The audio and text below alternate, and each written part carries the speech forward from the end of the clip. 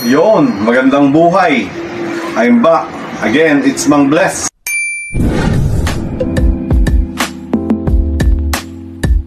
Para sa Real Talks.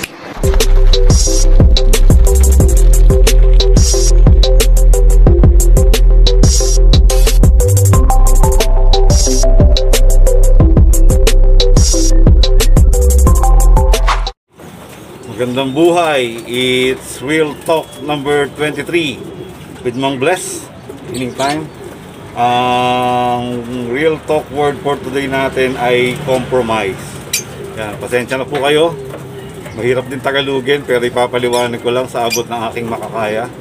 Pero commercial muna dahil wala tayong ads. Inform ko lang po kayo sa aking mga Return Back Foundation. From my kumpare, ito si GRO. Mga producer ng kanyang mga long distance, Abuyog, MacArthur, mga Tacloban, mga super set winners, hanggang sa mga kaapu-apuhan niya. Siyempre sa foundation pa rin kay Spring Country Lock, paring Dindo. Okay, ano po ba yung compromise? No, kasi yan po yung tinatawag nila na pagkakasundo na hindi lahat ng gusto mo yun lang yung masusunod. No, sa ibang bansa, kaya organized na po yung racing pigeon sa kanila. Marunong din silang umalalay sa iba na kahit disagree sila o hindi sila approve sa opinion, pero kung ano yung mas gusto nung nakakarami ay yun ang kailangan sundin.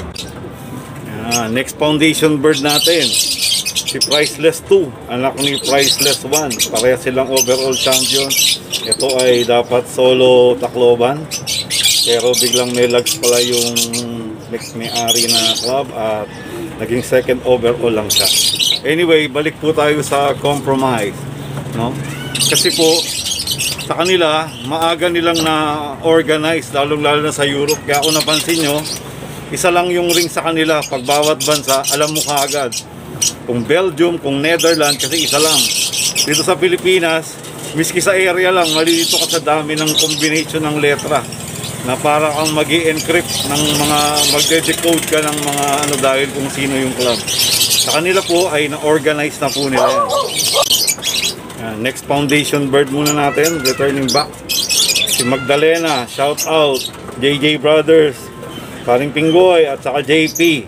Yan, nagbalik ni JR at ng aking Supernova sa mga gold band team na Vicente Ngo dahil kailangan na uli ng mga tulin ngayon.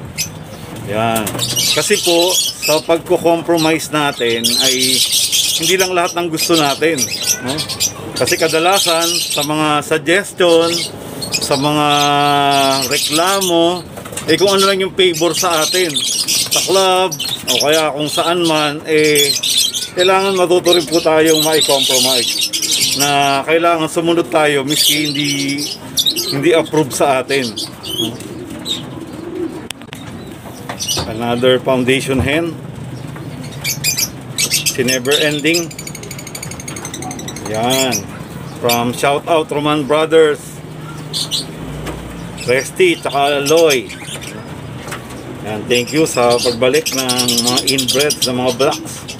Yan, kasi po sa ating pagko-compromise, just dyan po mas gaganda.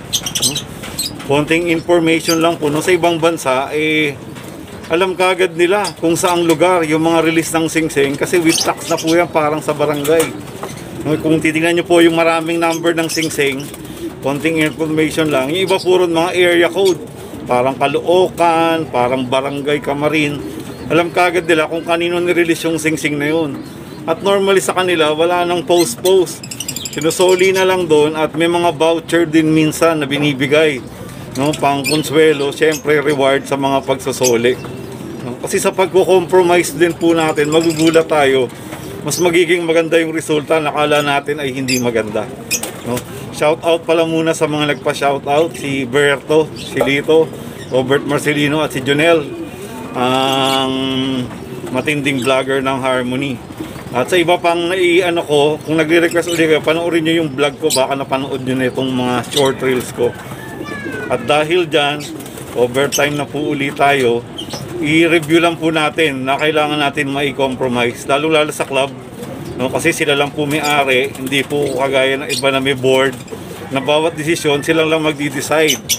Pati kay BAI, sila lang magdi-decide kasi wala tayong say, kasi hindi pa tayo organized. Kahit may mga ibang nagpaplano na may organize, pero dahil mindset ba ay parang laging naggugulangan o nagpe-parenting, i-check po muna natin. Malay nyo sa future, mga 50 years pa, maging okay na at maging maayos ang racing pigeon sa Pilipinas. At dahil dyan, peace. Thank you.